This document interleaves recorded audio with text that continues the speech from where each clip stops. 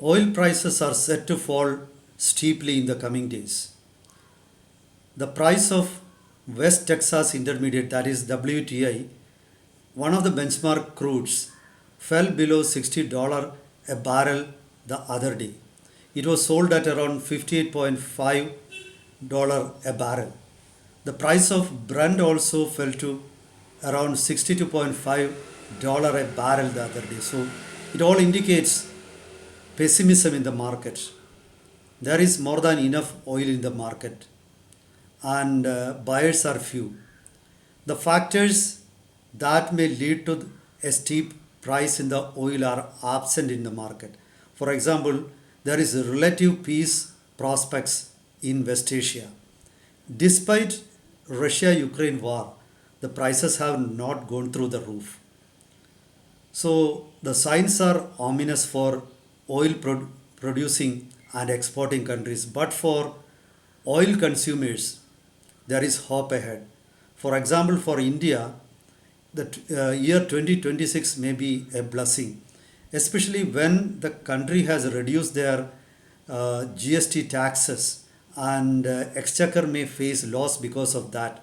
So that loss could be offset by the fall in prices of crude oil, and India needs to spend less for importing crude oil. So this is the situation prima facie. Let's take a closer look into what is happening in the oil sector. Welcome to Insights. I am Hari Kumar.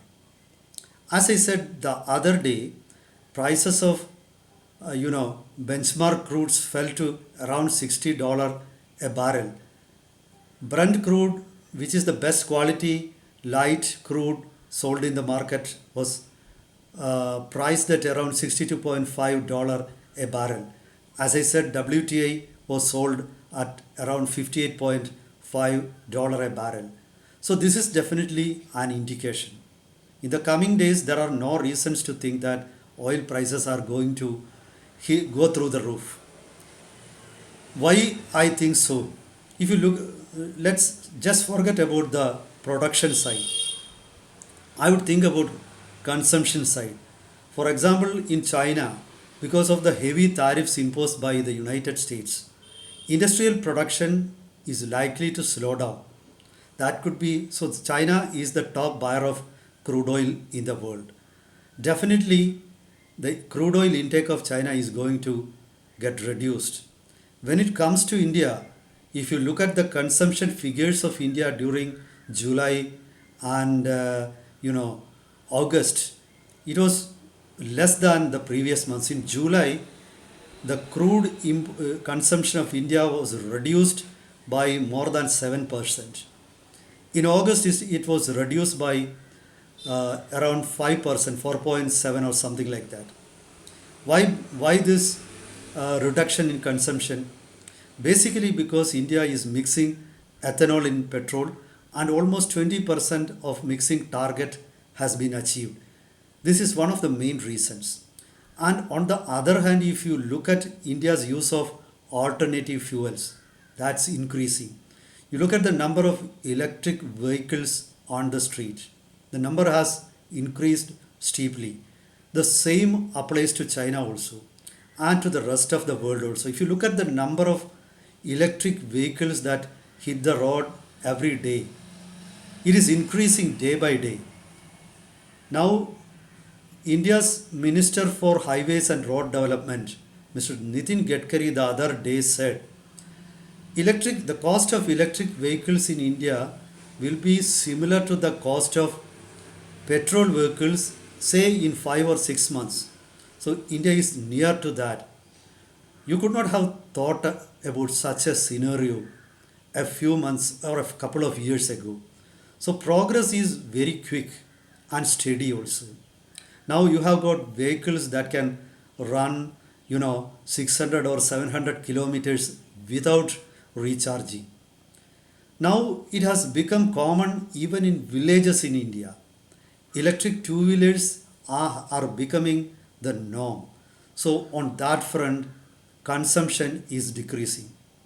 Now you look at the production side.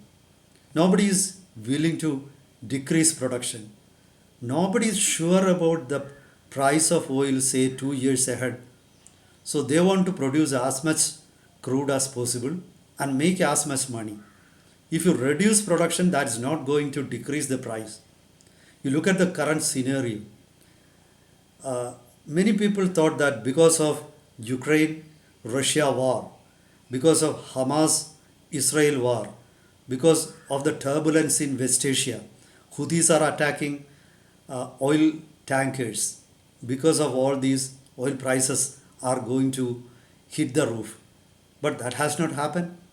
Oil prices are steady.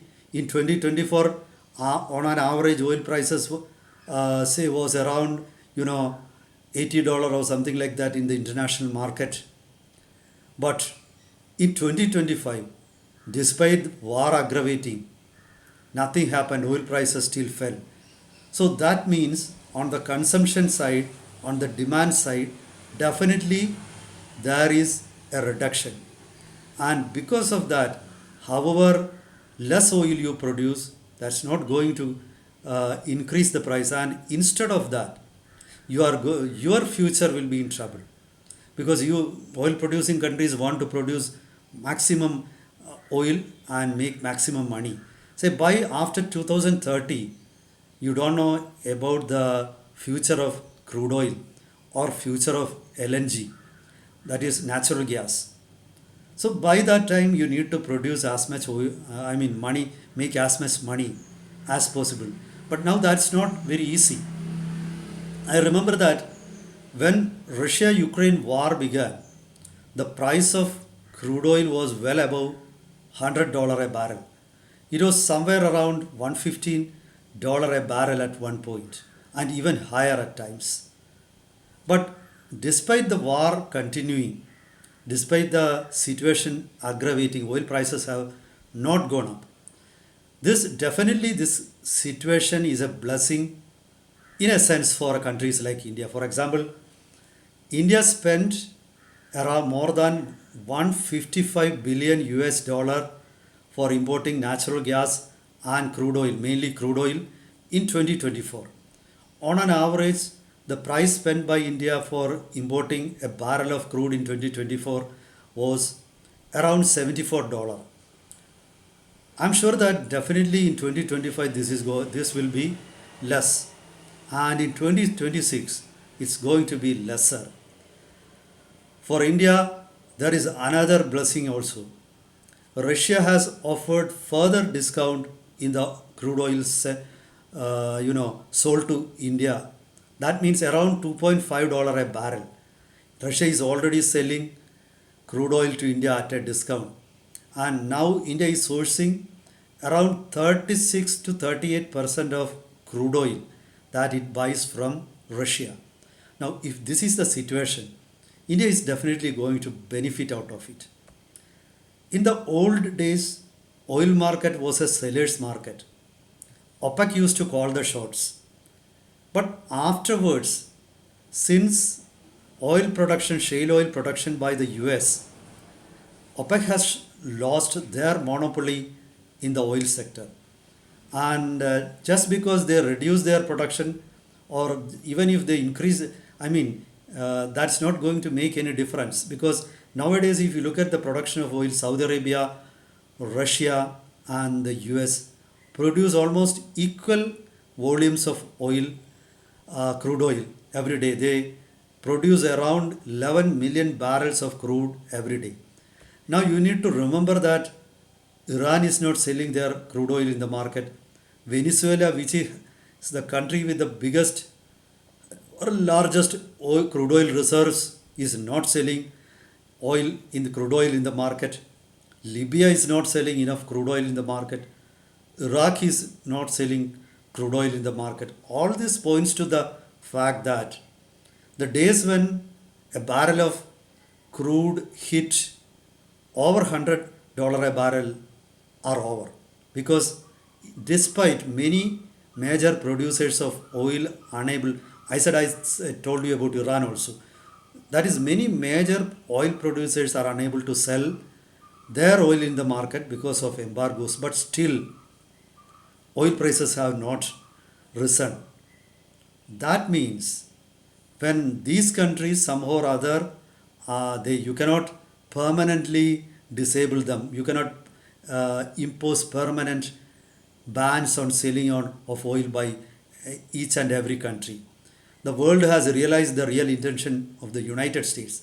So at some point they will also sell their oil. So in Norway in the coming days oil prices are going to cross $80 a barrel.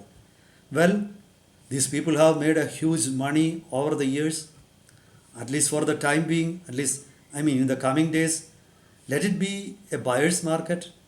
Let the poorer countries around the globe also enjoy, I mean, the benefits of a cheap crude.